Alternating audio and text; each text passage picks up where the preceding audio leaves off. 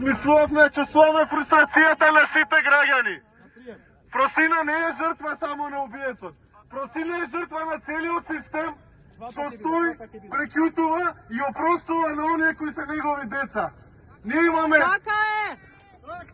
Во оваа држава има едни граѓани и има деца на системот. Едните граѓани се жртви, а другите системот ги штити. Така е!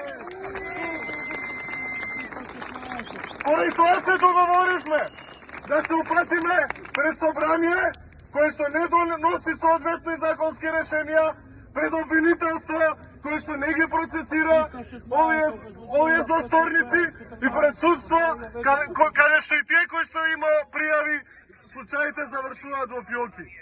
Ова е спонтано, се надеваме дека нема да застанеме тука.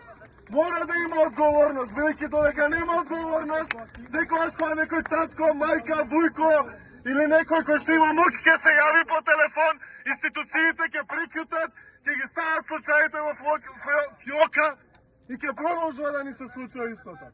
Одиме пред собрание.